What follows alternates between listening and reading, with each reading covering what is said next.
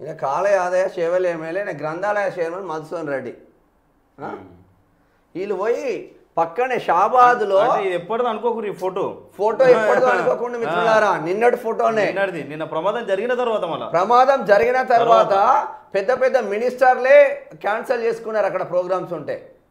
ఈయనకు చిత్తశుద్ధి ఉందా, సోయి ఉందా, మన్ను ఉందా, మశానం ఉందా? కాలేయ లోకల్ ఎమ్మెల్యే 3 సార్లు గెలిచిన ఎమ్మెల్యే ప్రజల కోణంలో అక్కడికి పోయి హాస్పిటల్లో టెంట్ వేసుకొని కూర్చోవాలి. అక్కడ హాస్పిటల్లో కూర్చోవాలి, ఏం జరుగుతుందో, డాక్టర్లు ఎట్లా ట్రీట్మెంట్ చేస్తున్నారని వాళ్ళకు ధైర్యం ఇవ్వాలి. ఈయన మధుసూదన్ రెడ్డి, ఈయన పేకట స్థావరంలో దొరికిండు, మా మీద కేసు పెట్టిండు.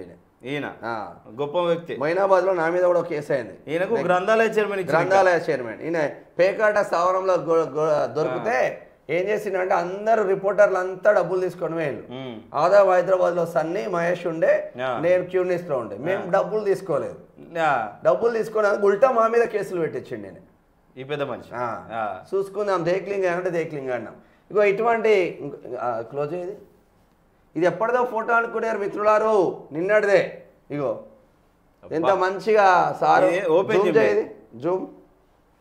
ఇది ఎంత మంచిగా ఓపెన్ జిమ్ ఓపెన్ చేస్తుండు. కాలయ ఆదాయాన్ని జోడించాడు, ఎక్సర్సైజ్ చేస్తుండు ఓపెన్ జిమ్ లా. ఇప్పుడు వాళ్ళ శవాల మీద నడుస్తున్నావా, కాలయ ఆదాయ నువ్వు